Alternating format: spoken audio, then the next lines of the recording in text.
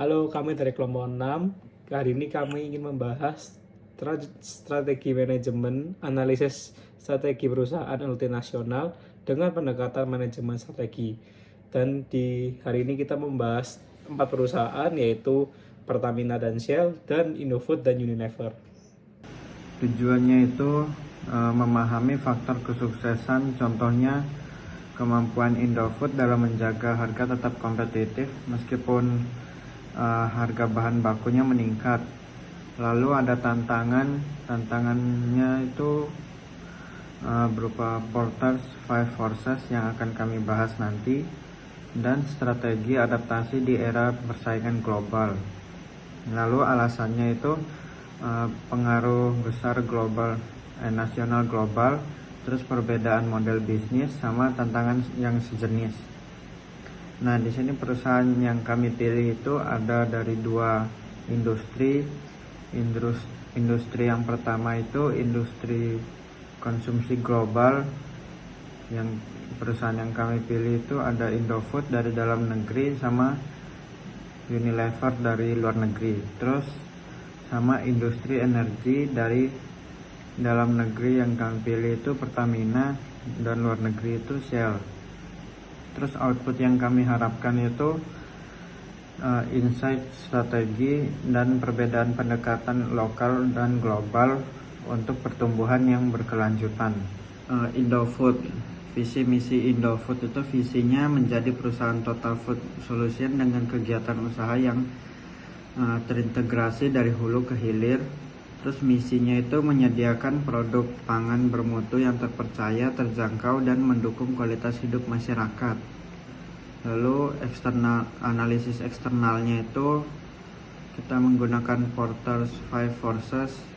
Yang pertama, ancaman pendatang barunya itu rendah ke sedang karena membutuhkan modal yang besar dan distribusi yang luas. Namun brand lokal baru masih bisa masuk ke segmen niche. Daya tawar pemasok itu rendah ke sedang.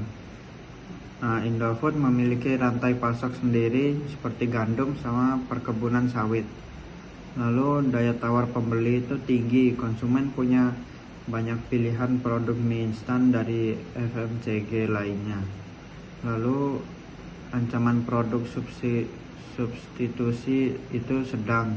Masyarakat bisa beralih ke makanan instan lainnya dari perusahaan pesaing seperti Wings Food sama Mayora. Terus persaingan industri itu tinggi, pasar FMCG-nya sangat kompetitif dengan Unilever, Mayora sama brand asing lainnya. Terus di analisis internal itu ada RBV, Valuable, brand kuat Indomie, jaringan distribusi nasional yang luas. Lalu Rare, posisi dominan di pasar mie instan global.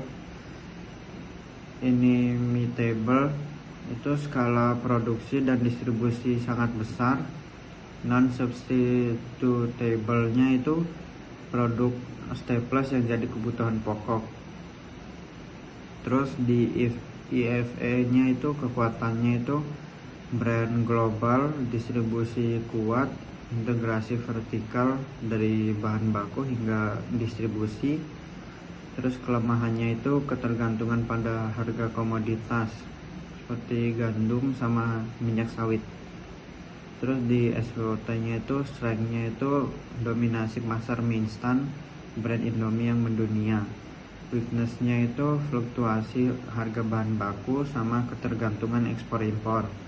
Opportunities-nya itu ekspansi global, tren makanan cepat saji.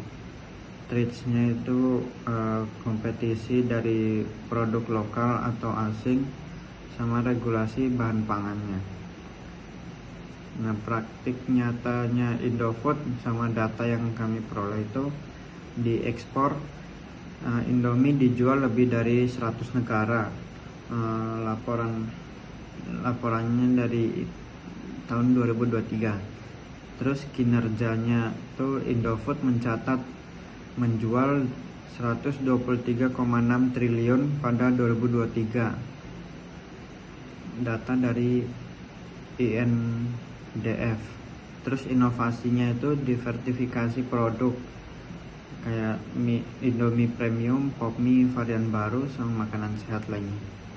Terus keberlanjutannya itu program Sustainable Palm Oil dan efisiensi energi di pabrik. Nah, strategi Indofood-nya itu kedepannya perkuat ekspansi global di Afrika dan Timur Tengah jadi pasar utama Indomie. Terus yang kedua, diversifikasi produk sehat dan premium sesuai tren konsumen.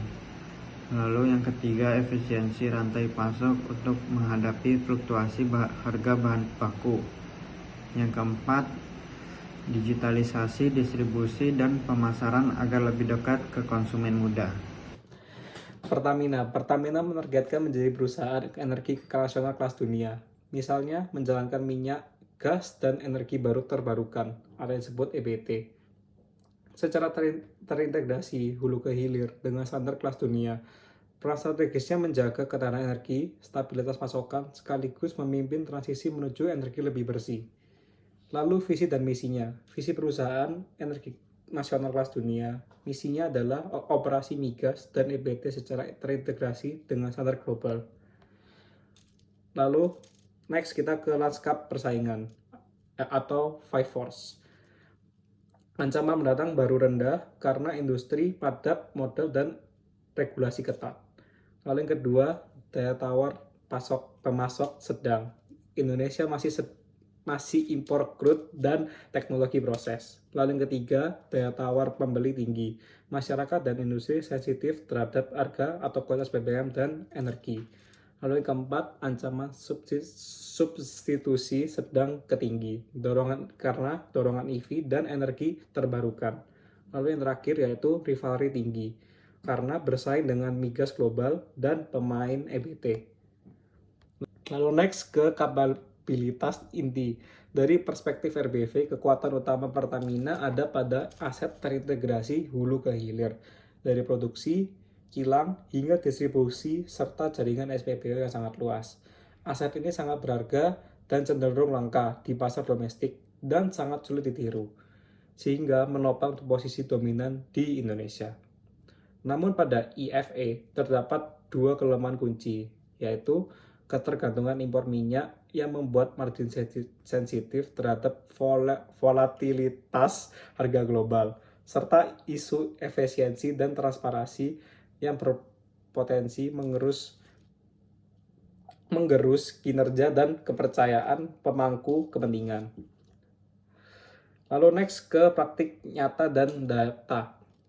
Secara skala, pendapatan 2022 atau USD 85,7 miliar, transformasi berjalan melalui investasi EBT, geothermal, biofuel, dan hidrogen, serta digitalisasi layanan lewat My Pertamina.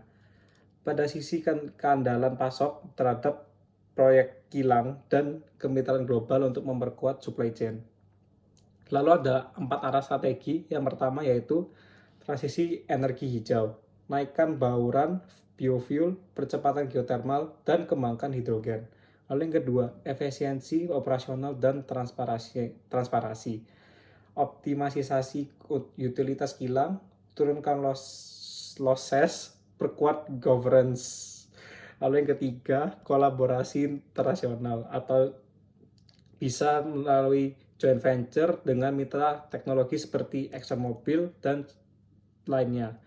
Lalu yang keempat, inovasi layanan digitalisasi.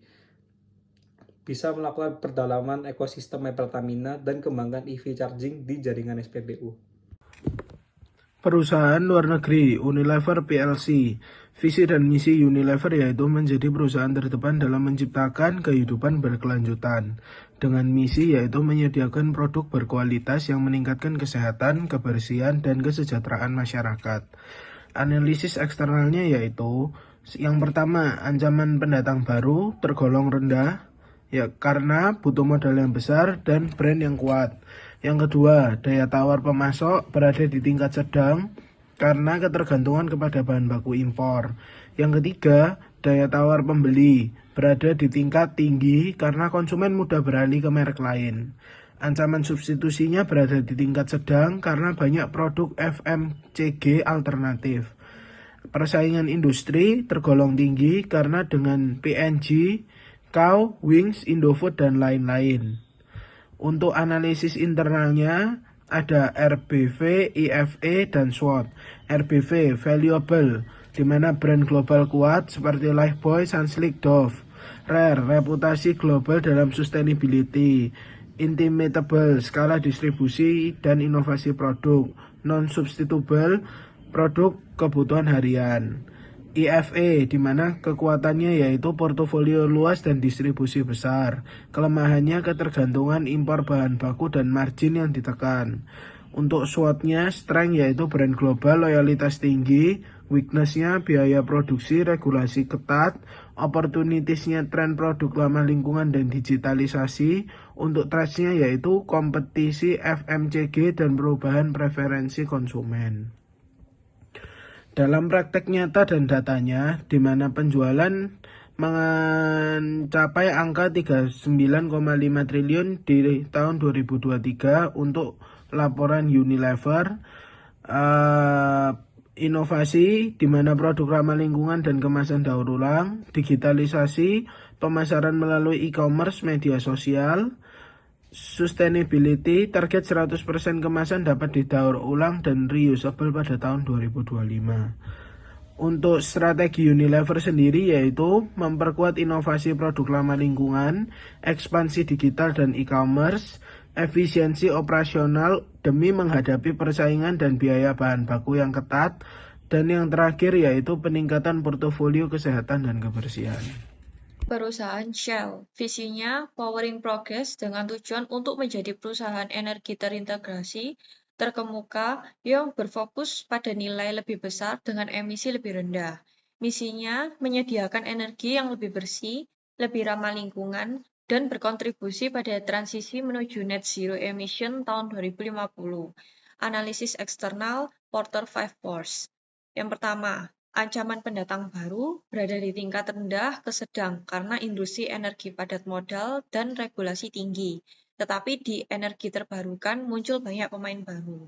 Kemudian daya tawar pemasok berada di tingkat sedang. Shell memiliki jaringan global namun tetap tergantung pada teknologi dan pasokan energi bersih dari pihak lain. Daya tawar pembeli berada di tingkat tinggi. Konsumen dan industri semakin menuntut harga kompetitif dan energi rendah karbon. Ancaman produk substitusi berada di tingkat tinggi. Energi terbarukan seperti EV, hidrogen, solar, dan angin menjadi alternatif nyata bagi energi fosil. Persaingan industri berada di tingkat yang sangat tinggi. Terdapat perusahaan migas besar seperti BP, Total Energies, serta perusahaan energi hijau. Analisis internal RBV, valuable, yaitu portofolio global terintegrasi seperti upstream, LNG, petrokimia, dan renewables. Untuk rare, aset produksi besar dan brand global dengan reputasi tinggi. Inimitable, yaitu jaringan distribusi, teknologi, serta R&D energi bersih sulit ditiru. Non-substitutable, yaitu bahan bakar fosil masih vital, namun sebagian dapat digantikan dengan energi terbarukan. Analisis IFE, kekuatan, brand global kuat, portofolio terdiversifikasi, komitmen net zero, kapasitas R&D tinggi. Untuk kelemahannya yaitu exposure tinggi pada minyak dan gas, biaya transisi besar, reputasi sering tertekan isu lingkungan. Untuk SWOT, strength, brand global, skala besar, diversifikasi bisnis, teknologi dan inovasi, jaringan distribusi juga luas. Untuk weakness, ketergantungan pada migas, biaya tinggi untuk transisi energi, isu reputasi ESG. Opportunities, pertumbuhan energi bersih seperti hydrogen, biofuel, EV charging. LNG sebagai transisi, dukungan regulasi, energi hijau. Kemudian threats-nya, fluktuasi harga migas global, regulasi karbon makin ketat, tekanan ESG dari investor, dan yang terakhir yaitu kompetisi energi hijau. Untuk praktik nyata dan data yang telah dilakukan Shell yaitu Shell mencatat strategi transisi energi dengan target net zero emission pada 2050 dan mengurangi emisi skop 1 dan 2 sebesar 50% pada 2030. Fokus memperkuat LNG sebagai energi transisi dan mengembangkan biofuel serta hidrogen. Kemudian, program efisiensi dan transformasi portofolio, termasuk pelepasan bisnis SPBU Shell Indonesia ke joint venture, namun tetap menjaga brand dan produk Shell di pasar. Kemudian yang terakhir, inovasi digital dan layanan konsumen melalui pengembangan energi bersih dan solusi mobilitas. Kemudian yang terakhir yaitu strategi Shell. Transisi energi hijau dengan investasi pada biofuel, hidrogen, LNG, dan energi terbarukan. Fokus pada efisiensi operasional dan menyederhanakan portofolio untuk meningkatkan daya saing global. Perkuat kolaborasi global maupun lokal, termasuk model joint venture dan lisensi untuk menjaga brand. Inovasi layanan konsumen melalui digitalisasi, EV charging station, serta solusi mobilitas berkelanjutan. Dan berikut ini adalah analisis perbandingan antara perusahaan Indofood dan juga Unilever. Dari aspek perbandingan asal perusahaan, Indofood berasal dari Indonesia dan memiliki skala nasional, sedangkan Unilever berasal dari Inggris Belanda dan memiliki skala multinasional. Dari perbandingan fokus utama produk, Indofood berfokus pada produk makanan pokok seperti mie instan, tepung, minyak goreng, dan juga makanan ringan. Sedangkan Unilever berfokus kepada produk kebutuhan harian seperti makanan, minuman, perawatan tubuh, dan juga kebersihan rumah tangga. Perbandingan strategi utama, Indofood berintegrasi vertikal dari hulu ke hilir dan penguatan brand lokal. Unilever diversifikasi produk dan juga optimalisasi portofolio secara global. Dari aspek perbandingan kekuatan brand, Indofood memiliki Indomie sebagai ikon global makanan instan. Dan Unilever memiliki brand global seperti Dove, Sunsilk, Lifebuoy, dan juga Wall's yang dikenal secara luas. Dari aspek perbandingan cakupan pasar, Indofood dominan di pasar domestik dengan ekspansi ke negara yang berkembang. Unilever sudah beroperasi di lebih dari 190 negara di seluruh dunia. Dari aspek perbandingan pendekatan inovasi, Indofood berfokus pada inovasi rasa dan juga varian produk makanan yang sudah sesuai dengan selera lokal. Unilever berfokus kepada inovasi berkelanjutan dan juga teknologi yang ramah lingkungan. Dari aspek perbandingan distribusi, Indofood memiliki jaringan distribusi domestik yang luas dan juga efisien. Dan Unilever memiliki jaringan distribusi global yang terintegrasi dengan supply chain digital. Dari aspek pendekatan keberlanjutan atau sustainability, Indofood mulai mengarah ke praktik ramah lingkungan dalam produksi. Dan Unilever menjadi pelopor sustainability dengan target net zero emission dan juga program Unilever Sustainable Living Plan. Dari aspek kekuatan kompetitif, Indofood memiliki efisiensi produk dan dominansi pasar mie instan.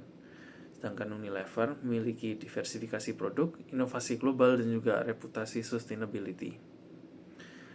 Kalau dari aspek model pertumbuhan, Indofood sudah berekspansi produk dan pasar berbasis kebutuhan lokal. Dan Unilever memiliki pertumbuhan melalui akuisisi, inovasi global, dan juga digitalisasi. Selanjutnya di slide ini kami akan membandingkan dua perusahaan energi besar, yaitu Pertamina dan Shell. Pertamina merupakan perusahaan milik negara Indonesia atau BUMN, sementara itu Shell adalah perusahaan energi multinasional berbasis di Inggris dengan asal historis dari Inggris dan Belanda. Fokus utamanya sendiri, Pertamina berfokus pada eksplorasi, produksi, dan distribusi minyak serta gas untuk pasar dalam negeri. Sedangkan Shell fokusnya lebih luas, mencakup minyak, gas, LNG, biofuel, hidrogen, dan juga energi terbarukan. Cakupan pasar, Pertamina mendominasi pasar energi di Indonesia. Sementara Shell beroperasi secara global di lebih dari 70 negara. Strategi utama Pertamina sendiri berupaya menjaga ketahanan energi nasional dan kemandirian pasokan. Sedangkan Shell menjalankan strategi transisi menuju energi bersih dan target net zero emisi. Kekuatan kompetitif. Pertamina unggul karena didukung pemerintah dan punya jaringan distribusi nasional yang luas. Sementara Shell punya kekuatan di teknologi, reputasi global, dan kolaborasi internasional. Tantangan utamanya sendiri, Pertamina masih tergantung pada impor minyak mentah atau yang disebut crude oil, serta menghadapi isu efisiensi dan adopsi energi hijau. Sedangkan Shell menghadapi fluktuasi harga energi global dan tekanan isu lingkungan. Ada keberlanjutan inovasi. Pertamina mulai berinvestasi di negeri baru terbarukan, sementara Shell sudah lebih maju dengan pengembangan biofuel, LNG, dan hidrogen. Yang terakhir ada model pertumbuhannya. Pertamina mengutamakan proyek nasional dan kebutuhan energi dalam negeri, sedangkan Shell mengandalkan model pertumbuhan global dan diversifikasi ke energi masa depan. Bisa disimpulkan bahwa Pertamina lebih kuat di sisi nasional dan strategis negara, sedangkan Shell unggul dalam inovasi jaringan global serta keberlanjutan energi. Kesimpulannya kami dirikan menjadi dua bagian, yaitu Indofood bersama Unilever dan Pertamina bersama Shell. Di Indofood, kekuatan brand lokal Indomie, integrasi rantai pasok, ekspansi internasional fokus pada makanan pokok dan inovasi varian. Lalu pada Unilever, portofolio global luas, komitmen pada sustainability, kekuatan digitalisasi untuk mempertahankan loyalitas konsumen. Perbedaannya, Indofood lebih unggul dalam pasar mie instan dan distribusi domestik, lalu pada Unilever lebih unggul dalam diversifikasi dan inovasi ramah lingkungan. Lalu ke bagian Pertamina dan Shell. Pertamina dominasi pasar domestik, dukungan pemerintah, jaringan distribusi luas, tantangan impor, crude, dan efisiensi. Lalu yang Shell, strategi net zero, investasi di LNG, biofuel, dan hidrogen, kolaborasi internasional. Perbedaannya, Pertamina lebih fokus ketahanan energi domestik, lalu untuk Shell memimpin transisi energi bersih dan inovasi global. Lalu ini ada daftar pusakanya. Oke, mungkin sekian dari kelompok 6. Kami ucapkan otot kawan tulang besi, dikira cupu ternyata suhu. Cukup sekian presentasi, kami ucapkan matur thank you.